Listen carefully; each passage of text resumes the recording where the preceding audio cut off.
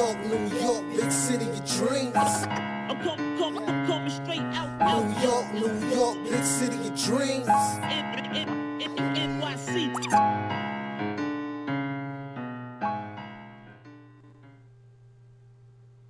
Yeah, just, be ready to play. The games keep coming. They come fast. Everyone in the league is good. You got to be ready. You got to play with an edge. Our defense wasn't very good. Our rebounding wasn't very good. And if we're going to rely just strictly on offense, we're going to pay a price for it.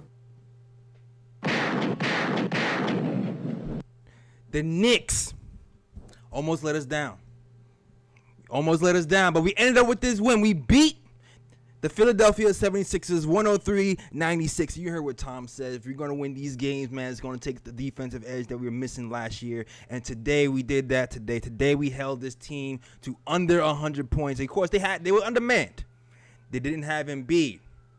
They didn't have Tobias Harris. But we were missing some key players ourselves. We were missing Mitch Robinson. Noel started the game for us, and he kind of fell in the second quarter. But the Knicks persevered, man, led by Julius Randle. Julius Randle, the fearless leader of this team, backed up his word, gave you 31 points, 12 rebounds, and 3 assists. R.J.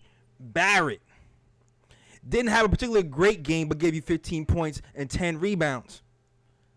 Didn't shoot well, but gave you 15 points and 10 rebounds. Fournier gives you 11, quickly gives you 10, and the Knicks beat the 76ers. And they did it. They made us scared. They made us work for it. They only had 14 points in the third quarter, outscored by these 76ers in the third quarter. 14-25. The Knicks got outscored by the 76ers in the third quarter. But all in all, we come up with that victory. So it doesn't matter. It doesn't matter how we got the win.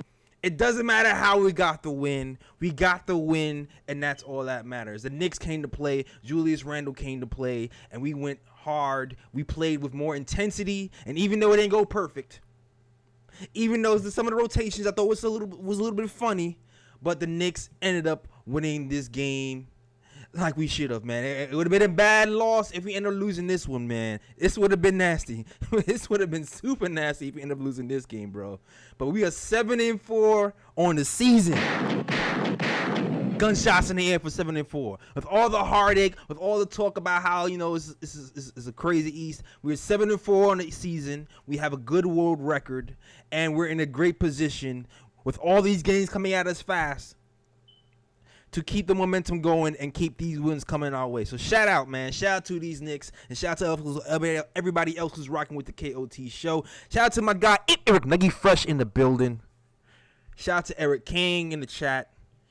Shout out to Ricardo Custer in the chat. Shout out to my real fake cousin Winston Ellis in the chat. Shout out to my guy JT Riddick is in the chat. Shout out to the best mod in the sports, Fritz Alessandro in the chat. Geraldine McIver and everybody else who's rocking with the show, man. Much needed win. Much needed win. I was nervous. But let's get this breakdown going, man. Let's get this breakdown going. The first quarter, you can tell this team lost the game before by the way they played in the first quarter. They played with urgency. They played with intensity.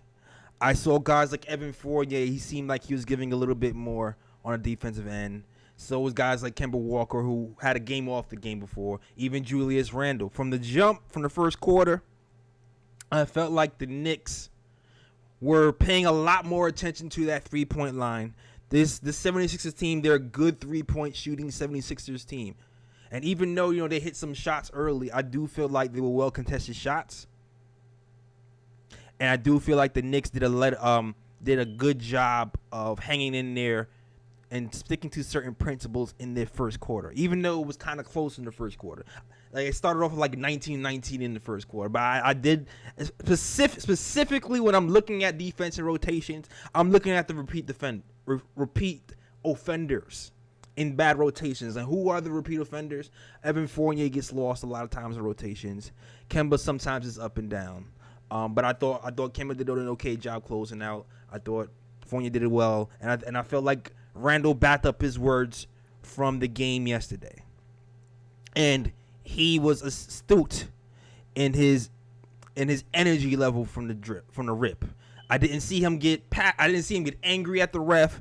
I didn't see him getting his mind taken out the game. I saw a different Randle energy-wise this game. Even though at times I felt like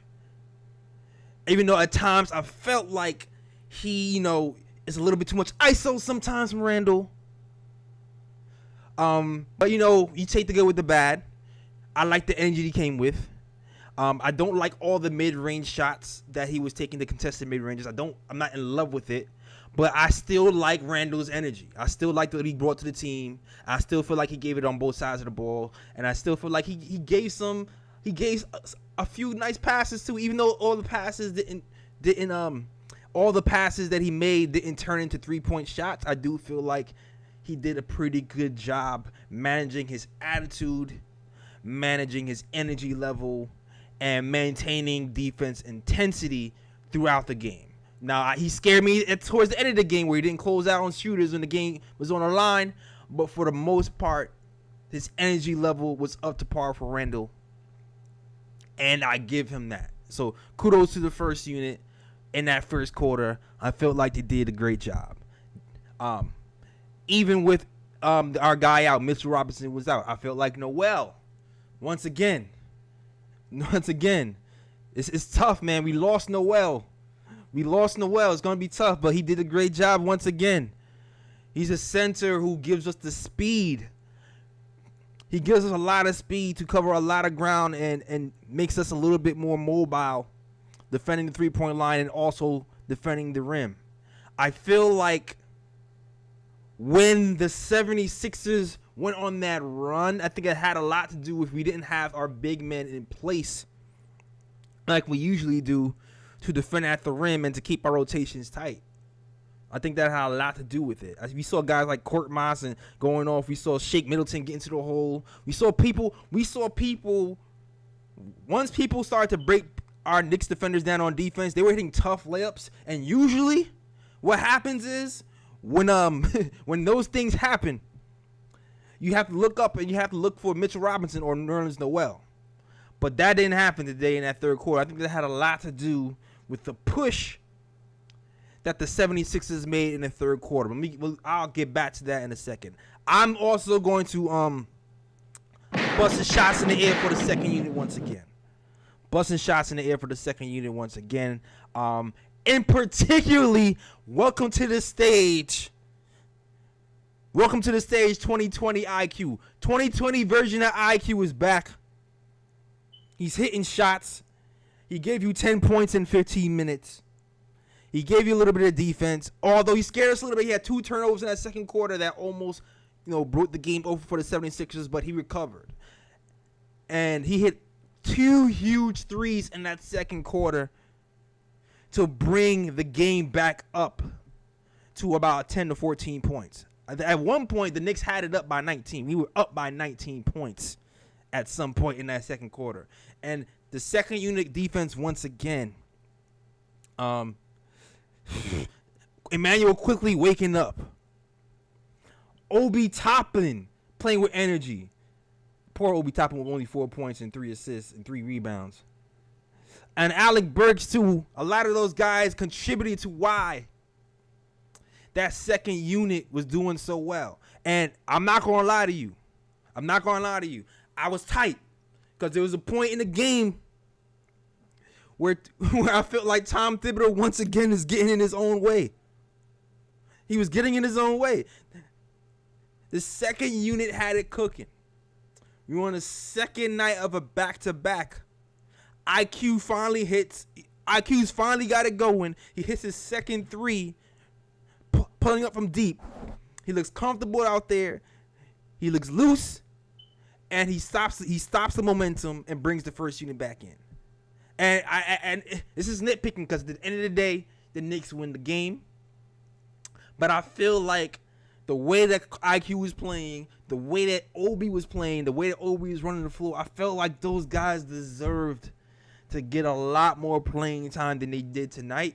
But this is nitpicky. I don't want to sound too nitpicky because at the end of the day, we won the game, and that's all that matters in the win con. We won the game.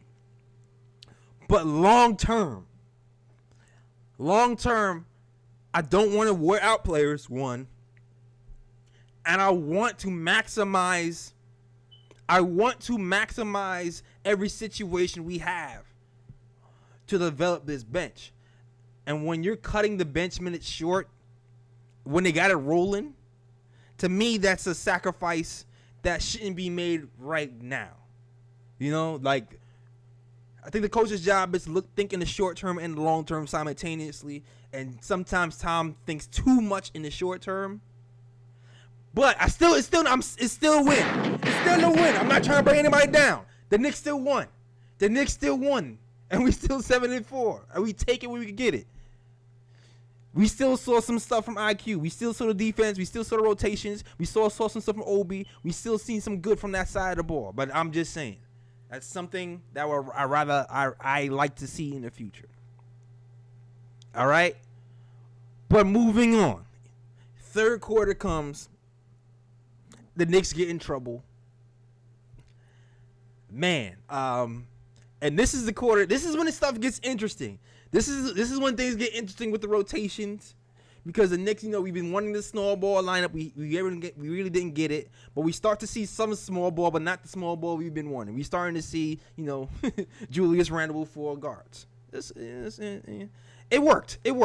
Fourth quarter, we go with Julius Randle with 4 guards. It was Julius Randle with R.J. Barrett. Julius Randle with Quickly. I think it was Quickly, RJ, Burks, and Derrick Rose with Julius Randle pushed that lead in that fourth quarter. I think we were up 7 at that point with that lineup. Knicks did a great job without a big in the game. So yeah, I don't want to complain. We did well. RJ been struggling all night hitting shots, and listen, he missed a lot of open shots, but gave you 10 rebounds. But he hit an important shot in that fourth quarter run when it was making their run. At one point, the 76ers had this game down to 1 point. 1 point. Scary hours for these Knicks. But the Knicks, give them credit. They fought back. They didn't fold. And this is why I'm giving Julius Randle a lot of credit, because you didn't see him panic. You didn't see him lose his leadership posture that he lost last night. Because there is a leadership posture. Leadership posture is when things get tough, you don't bend, you don't show any negative emotions in your face, your shoulders don't slump. You stay locked in. You stay consistent on both ends of the floor, and he was that today. With the exception of one play when he first got back in the game where he didn't close out on Court Moss. Bruh. That's the only time where I feel like he lost his leadership posture a little bit. But all in all, Randle had a great game. Hit clutch shot after clutch shot. He had clutch threes. The Kemba Walker, Julius Randle tandem worked well for us. I think there was a pick and roll play that we went to at the end where it led to a wide open Julius Randle 3, and that worked beautifully. Kemba Walker, who I was worried about closing the game, I'm not going to lie. When Kemba Walker came back at the end of the game, I'm like, why are we taking Quickly out? Why are we putting all the starters back in? Because, the starters have been the one who has not been top tier on the defensive end, but give it up to these starters. They played well. They stepped it up on the defensive end at the end of the game. Randle kept the defensive intensity up. Walker did a really good job on closeouts from the 3. Evan Fournier was on point as well. We did our thing, and that's what Randle, playing center, and Todd's playing power forward. So kudos to Tom and kudos to the first unit. I doubted you guys, but y'all did y'all thing, and y'all closed the game out as you should, and we ended up with this win. And and insult to injury, not insult to injury, what was even more promising to see was, Kemba Walker get into the hole. We don't really see a lot of Kemba Walker breaking down the defense and hitting floaters, but he ended the game with a floater. That's something we need. And listen, this game could have been a lot. We could have done this. We put this team together We put this team together to make threes, to get better offensive flow when Randle does not have the ball in his hands, or just better offensive flow in general. And it got a little bit tight at the end where I feel like the flow wasn't flowing that much. We relied on ISO Randle a lot, but it worked out for us. We got lucky sometimes. And also we missed a whole lot of open threes. That could have blown this game open away earlier. But you know what we said, when the threes aren't falling, you have to rely on your defense. And despite some good shooting nights from some players, Court Moss with 19 points, Tyrese Maxey with 16, you know. Niang all of a sudden giving you 15 points out of nowhere. Besides some solid sightings from these guys, we took over the game like we should. And you know what? We supposed to. We have the best player on the court in Julius Randle. This is the game that we're supposed to take. All right? All right.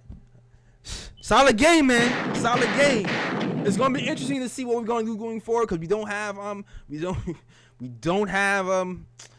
we're missing Mitch. We're missing Noel. Hopefully, those guys are back for the next game versus the Bucks, because the Bucks are going to be hungry. Going to be pissed that, we beat them last time. But, Noel was a huge reason why we won that game last time. His defense on Giannis was a huge reason why. So I'm looking forward to see what we do. But, man, good game for this Knicks, man. This is a great win. It was not the prettiest and the smoothest, but a win is a win, so the gunshots is going off, man. The gunshots is going off. Win is a win. Now, shout out to everybody who's rocking with the KOT show. If you're liking the content so far, please hit that like button. Please hit that subscribe button and share with all your Knicks fans. And also, if you want to talk to me live on the show, all you got to do is call 319-527-6241. That is 319-527-6241. To talk to your boy Jay Ellis live on the KOT show. No Raw tonight. I thought I was going to have Raw tonight, but he said he couldn't make it. He has some work obligations, but that's all right, okay? All right, your boy Jay Ellis is holding it down. All right, first caller up. I know we got a caller in the queue. Shout your name out. Tell us your name, where you from, and let us know what you want to talk about, sir. Here, what's going on, Jay Ellis? Is JT. What's going on, JT, man? Gunshots to my guy, JT, man. Always calling in that perspective, man. What's up, bro? Yes, sir. Yes, sir. Yes, sir. Like them gunshots again. Like them gunshots to Taj Gibson, please. Taj Gibson, man. Like he always do. Old man River, Taj Gibson had a great game. He only had 7 points, 4 offensive rebounds, but we needed him. Exactly. Taj, when he's on the court, he does a lot. He does a lot more than what shows up on the box score. Absolutely. But it was a good win. It was something that we needed. It was something that we're really capable of doing. Our threes aren't falling, and we still was able to get the win. And that's something that's kind of a little bit that's concerning. So once we able to finally knock down our threes, we'll be a lot more of a scarier team. We just got to keep playing with the same consistency all the time, because you see that defensive consistency isn't there as much as it was last year. So like when they're hungry, like today, and when they played against Milwaukee, we know they need to do that every time. They need to really do that every time. So once we do that every time, then there's no doubt in my mind that we should have no L's, because that's what killed us against the Cavs yesterday, was the perimeter defense. That's what killed us against when we lost against Orlando, and that's what killed us against when we lost against Toronto, the perimeter defense. So it's like we was playing real lackadaisical. So it's real good to see. It's really good to see Randle, taking charge of being the leader of the team as he is.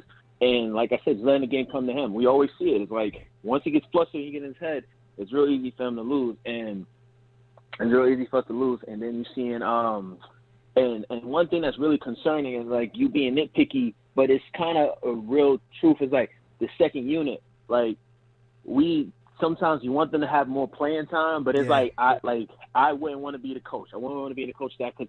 It's like, how do you do that? Like, how do you justify having your starters play like 25 minutes? And it's like, because at the end of the day, you're hurting their pockets because you're not given a chance to get these accolades, like being all-stars and being able to get these individual athletes to help them with their money. So it's like it's a politics to get involved. So I can understand it, but us as fans, like, man, I really want to see Obi and IQ get more time. Like IQ, I'm glad to see that he's playing better now, because like I said, remember since Summer League, I was like, all right, he got, but now it's like he's earning his keep. And Obi, I can't can't speak enough about Obi. He's another one who's earning his keep too. Yeah. So, but of course, it's like, you just don't like. It's the only thing is like, all right, God forbid somebody get hurt, like Randle get hurt. I'm confident that we won't completely fall apart because Obi I'm not saying Obi is as good as Randle, but he could definitely hold his own. Right. And whatnot. So that's definitely. But right now, I mean, hey, just all in due time. At least at the end of the day, the more as long as I bench you and stay together, then that's going again. Like we already have it now, but once everything is better, we're going have the most dangerous bench in the league. So, but other than that, like I said, Mr. Optimistic, I'm always saying we always want all the smoke because we can always deliver, we can always win. We here, orange and blue skies, gunshots. Hit that like button, subscribe, and I'll highlight you on next episode. Jay, let's keep holding it down. I got you, man.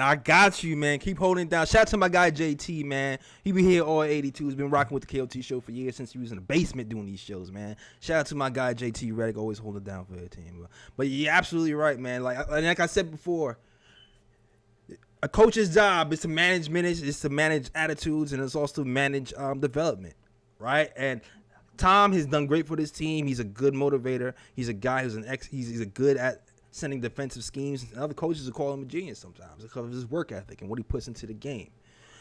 But at the same time, I still feel like there's times where he doesn't take advantage of certain opportunities to develop these younger guys on back-to-back nights when things are going well for the bench and they're pushing the lead. I think that's the opportune time to stretch out some of these bench minutes. Like even there was a time in the third quarter where I was upset because Evan Fournier gets 4 fouls in the third quarter. He got some silly ticky-tack fouls, and the first person off the bench was Alec Burks, and I just didn't get it. Like when Quickly was playing that well in the second quarter, you took him out right after he hit like a bomb three. Why go to Alec Burks in that moment? And then, now, granted, we won the game. I'm thankful we won the game. So I'm not trying to come off crazy. But when you think about long term and what you want to do with this team, like how you want to develop this team, I think you should go more with Emmanuel Quickly in that moment, especially because he was going well this game and he's been struggling making his shot. Build that confidence up. Keep that going. He's been giving you the shots. He's been playing the defense. Go back to Quickly and develop that even more. And on Twitter, too, there's like a little bit debate going on Twitter, too, with Obi Toppin's minutes. Because Obi Toppin, yesterday was unfortunate. He had 7 minutes. He had 7 points in 4 minutes yesterday. He got taken out. And then he finishes the game with 11 points in 11 minutes. This game, he's taken out when he seems like he started to get things going. And, Tom goes small ball, and he decides to go with Taj over Obi with small ball. And then there's a point in the game where they're making a comeback, and Andre Drummond gets back in the game, and I guess Tom was concerned about Obi playing defense on Andre Drummond and immediately takes Obi out of the game. And this is nitpicky stuff. But because we won the game, right? And Taj did a good job. Listen, Andre Drummond still beat him up a little bit, and you expect that. But Taj did a good job. He boxed him out a few good times so he gets the rebound, and the Knicks ultimately won this game. But I would have liked to see what Obi Toppin could do in that moment, especially considering he was playing well. I felt like he earned his playing time, and it would have been a time to see if we can take advantage of his speed. There's no way that Drummond is keeping up with Obi Toppin in the open court. He was killing people in the second quarter when the 76ers had a smaller lineup. So I personally would have liked to see Obi Toppin get more minutes, see Quickly get more minutes in this time. But we still won the game, so gunshots for this Knicks team. And credit Julius Randle for backing up his words, making shots, and most importantly, giving effort. For 47 of the 48 minutes, I feel like Julius Randle gave some effort today.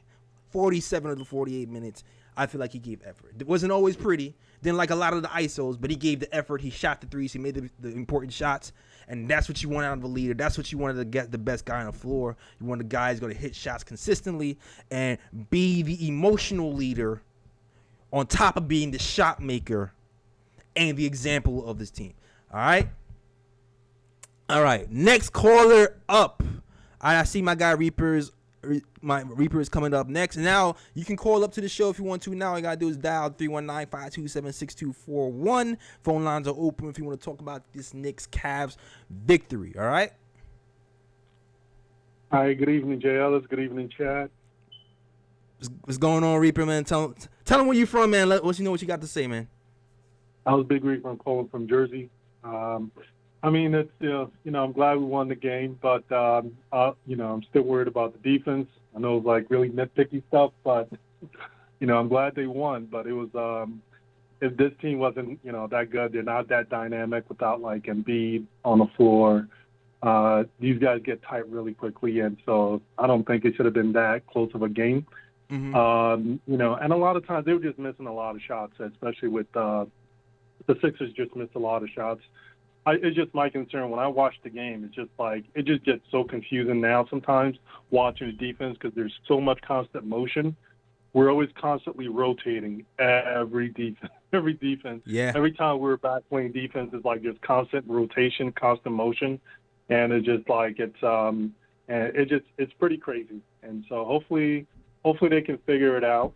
Julius definitely played with a lot more energy today, which was really good. So glad to see that.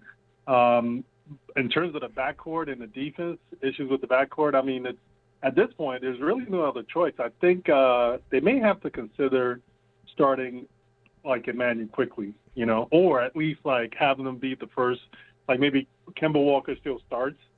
And then if Kemba Walker's just playing terribly, maybe after 5 minutes quickly comes in a game, right, have him be the first person off the bench. I agree.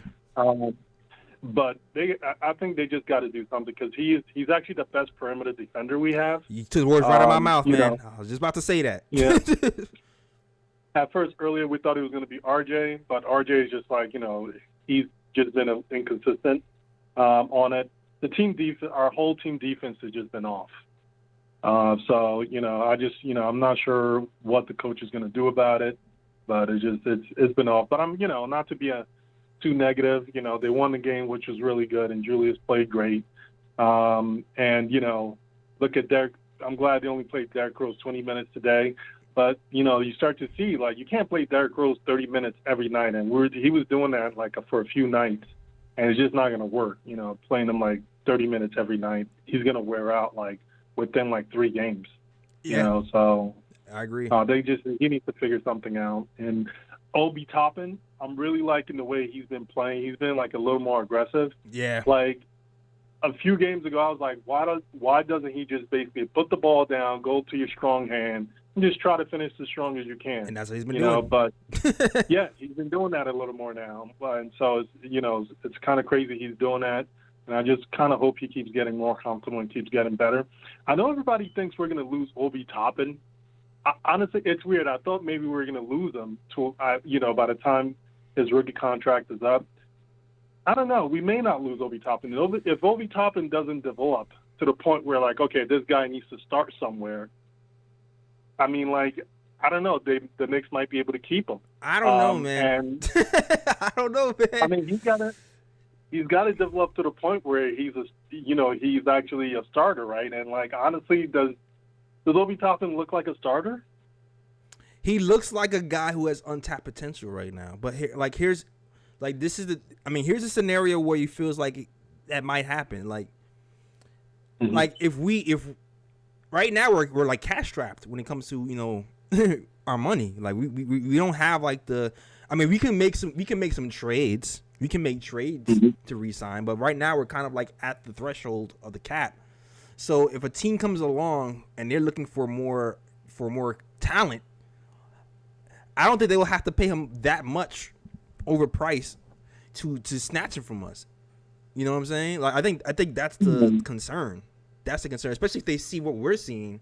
We're seeing right now a guy who can run the floor, who can finish strong, He shows flashes of hitting the shot, but that can take some time. And if he starts hitting the shot, then the sky's the limit, man. Like so, I'm not. And when you're only getting like 11 minutes a game, even when you're having a good game, as much as I think he loves New York, I still feel like ultimately when his team might advise him at some point, this might not be the best place to develop your career, even though you love New York so much. That's a real thing for me.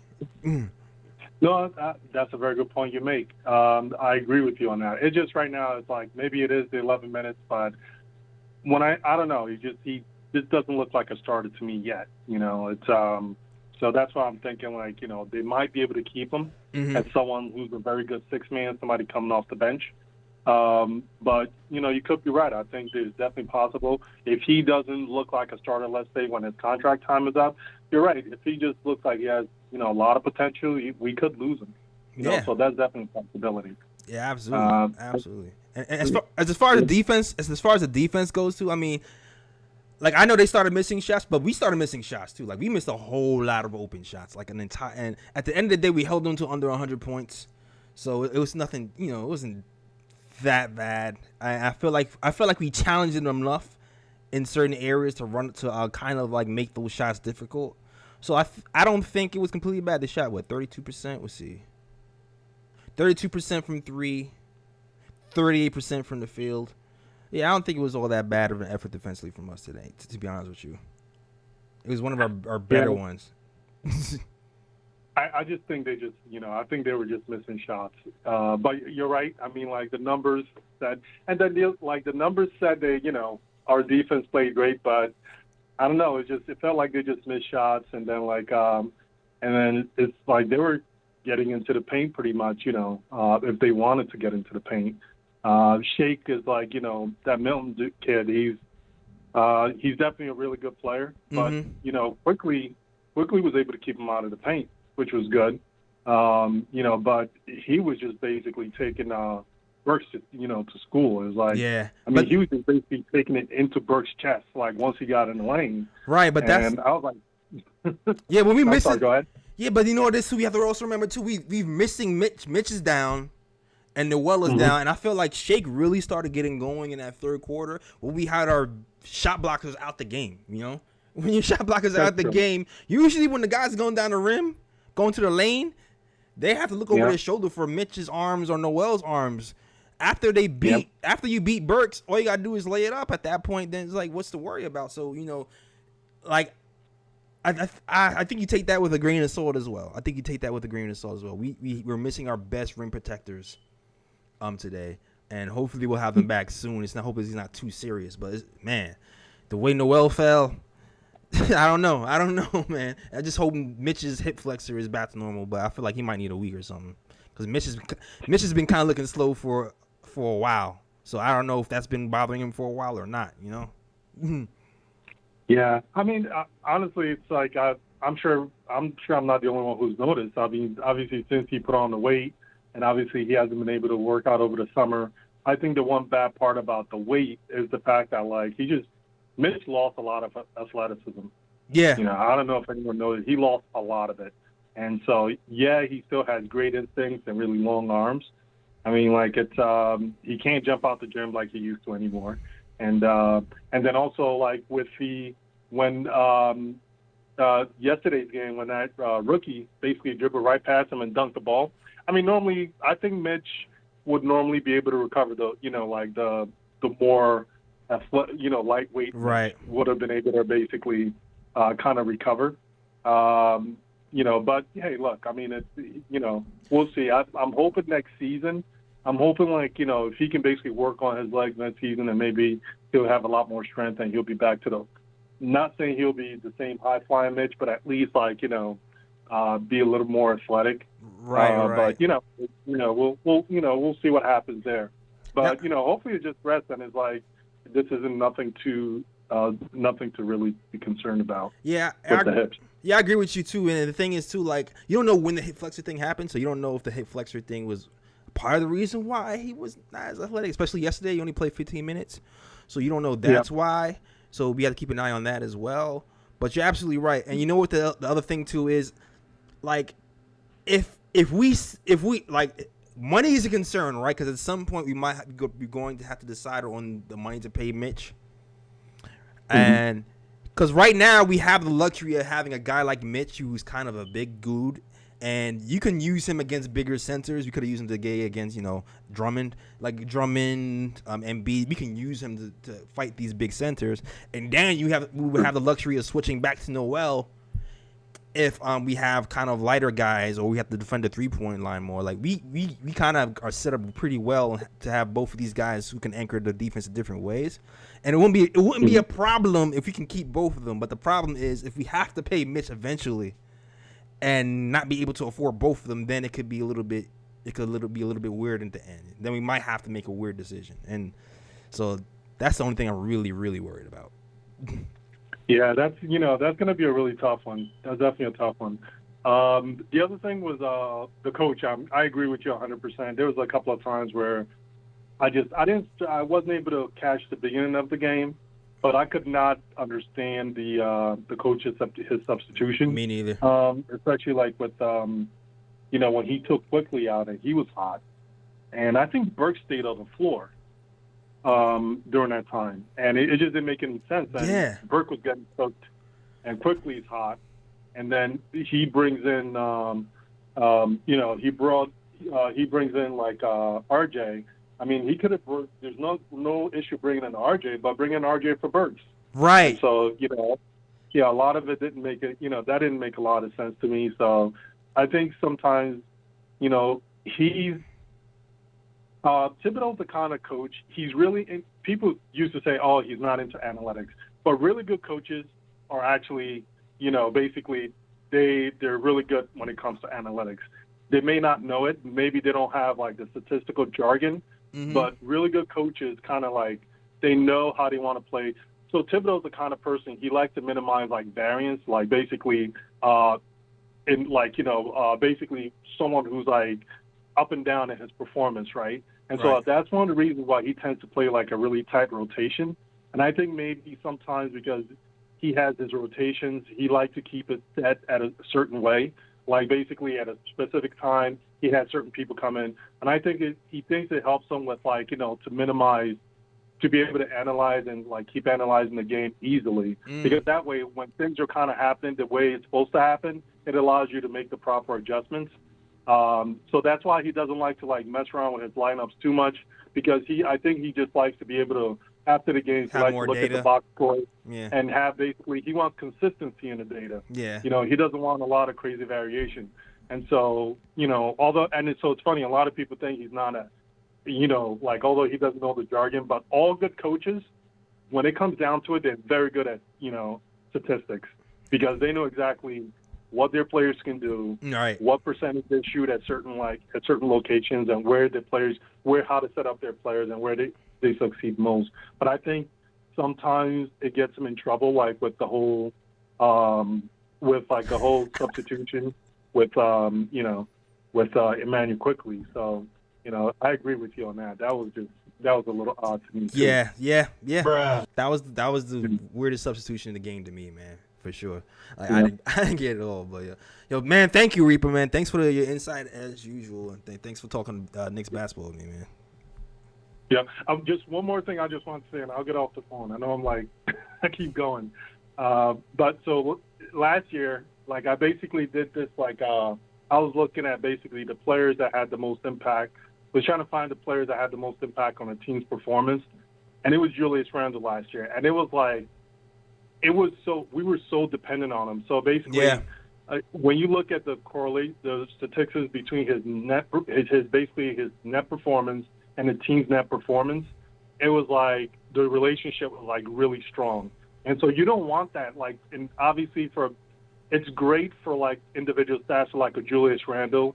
It helps him make the case for like him being like on a list for like possibly like definitely built most improved player, and even possibly like be in the list or talk for like MVP. But for the team, it's not a good thing, because it's like you need that. You don't want to be so dependent, especially you don't want the statistics to show that like you're so dependent on like one player. And so it'll be interesting to see, like after 20 games, Like I'll let you guys know what I see to see like what's going on with the Knicks this year. Because if it's still the same, then it could be maybe we might still make it to the second round, but it'll be very difficult because that means you shut down Julius, then the team goes. Yeah, as long as there's a second player, right? Like usually, like the really good teams, if one player goes down, another player can kind of carry the load a little bit. But there's usually one player on every team. If one player goes down, it's kind of scary hours for that team afterwards. Like if Portland, if Dame goes down for Portland, whoa. If you saw what happens with Steph Curry. If Steph Curry goes down for Golden State, like every team is set up like that for the most part. But it's just the drop off. It's just really just about the drop off. So we that's why these games are important, to figure out who's the Batman. That's why that's why the bench is important, and why player development is important, because if RJ can get better, if I quickly can get better, and if Obi can get better, which is what I'm concerned about long term, then then we should be okay. We should be okay. So I get the data thing, but I still think we just need to get these guys some more reps. But I will say this: I do feel like that he's given RJ more minutes, even kind of leading the second unit sometimes, and I do appreciate that. So I'll give Tibbs some appreciation for that, 'cause I do feel like he's trying to groom him to be the Robin, the way he's been playing. But keep that same energy for other players when they're actually having good games as well. That's all I'm saying. Yeah. I agree with you on that. It's just the only thing is not in terms of whether he goes down. It's more about like when he's playing and his performance is off, who else can step up, right? And so if you look at all the teams, like for example the Bucks, when they won the championship last year, and if you look at the relationship between if you look at Giannis's net performance, and you compare it to the team's net performance, it's like there's not a strong relationship there, and so because they have obviously, Middleton and the other guy, right? It's not necessarily about whether they go down, but it's about like the performance while those guys are in the game. It kind of helps balances everything out. But yeah, that's pretty much all I got to say. Thanks for taking my call. Appreciate it. Absolutely, man. Absolutely. Appreciate you calling, Reaper. Bye. All right, man. Thanks, Reaper, for calling, man. Shout out to everybody else who's rocking with the show, man. Shout out to my real fake cousin. I need to make some more mods, actually. I see some people who's out here who out here consistently. I need to make some more mods. If y'all had, I see you out here. So shout out to my guy. Shout out to my guys who out here consistently rocking with the show. Shout out to Brooklyn Butch, Jeff Marklin. Shout out to Gregory Lee. Shout out to my guy Nucky Fresh in the building. Shout out to Rich, Jim, Eric Ward, Skull 6 Trey. Everybody else is rocking with the show. Hold on, where's my guy JT? Cause JT be here. JT, type something in the chat, JT, so I can make you a moderator, sir. Cause you're here all the time. I need to. And shout out to Car V. If you're new to the chat, if you're new to the show, hit that hashtag news so I can shout you out. And if you're also new to the show, you like what you see, hit that like and subscribe button, and also share with your friends, man. Next game up is with the Bucks. This game is important because this was like hell week, man. This is hell week. We have back-to-backs. We're hitting a bunch of really crazy teams in 1 week. We have a game Wednesday against the Bucks. You already know I was going down. The Bucks are going to want revenge, so we definitely got to watch out for these Bucks. And it's going to be rough without Mitch, without Noel. If these guys are still out, it's going to be rough to get that win against the Bucks. So that made this win that much more important. Seriously. But next game up, yeah, man, no Mitch, no else. Hopefully it's not too serious, and these guys are back. But man, we really need them for the Bucks. And we have the Bucks Wednesday, who are playing well. We have the Hornets. The Hornets on Friday. Yeah, man, D Nice, you got the wrench. You wrench gang right now, D Nice. Welcome to the wrench gang, moderator. All right, and we got the Pacers on Monday. Next game's up. Winnable games. We already saw what we can do with these Bucks. We already see the Bucks are kind of limited as well. We have a way better chance if we have at least one of our bigs in this lineup, especially if Noel, because Noel seems to have the ability to kind of guard Giannis a little bit more one-on-one. You know what I mean? But that is our show, man. Thank you guys for watching this show, man. Definitely tune in on Wednesday. I'll be back here to talk Knicks. And yeah, I don't think Roy will be here on Wednesday because I think he has like obligations on Wednesday. But Ryan should be back with us on Friday, so it should be me and Ryan back on Friday to talk these Knicks Hornets and come back, rock with the KOT show on Wednesday to celebrate this win. Gunshots in the air one more time for these Knicks wins, man. Knicks beat the 76ers 103-96, led by our leader, emotional leader, Julius Randle, who played a really good game today. Who stepped up, backed up his words from the last game. Shout out to him. Gives you a 30-piece tonight. 31 points, 12 rebounds, 3 assists. 50% from the field, Julius Randle. 5 of 10. 12 of 25, 48% on a night. Really good shooting night. Really, really good shooting night. RJ Barrett as well. It was a weird game for RJ Barrett. 3 turnovers. But he tried to contribute in other ways with 15 points and 10 rebounds. 2 on the offensive side of the ball. Shout out to RJ Barrett. Oh. And Emmanuel quickly, man. That best, like Reaper said, I think it might be time to consider when Kemba or any of those guys are having problems to have Emmanuel quickly be the first guard off the bench, especially considering that he hawks guys full court. And he's been our best one-on-one defender for this point of attack defense in general, man. It might be. We might have to start looking at that. I know you guys kind of see him as a gunner, but quickly was known for his defense in college. He doesn't have the wingspan. He's not like the biggest guy, but he's quick on his feet. He's quick on his feet, and he makes the right rotations. It seems like 98% of the time. So I'm looking out for that too as well. Hopefully Kemba Walker. Hopefully that 3-point shot comes back to life and we end up winning this game and beating these Bucks on Wednesday. All right. That is our show, man. Thank you guys for watching. Please like and subscribe to the channel if you enjoy the show. My name is Jay Ellis. You already know where to find us. You can get your KOT snapbacks at theknickoftimeshow.com/catalog. But all you got to do is go to the Knick of Time Show and get your snapback. All right. Also, you can go there and watch that blog, theknickoftimeshow.com, to read the blogs. You can also follow me on us on all social media. That is the KOT Show on Twitter, the Knick of Time Show on Instagram and Facebook. And yeah, man, that's it, man. That is our show, man.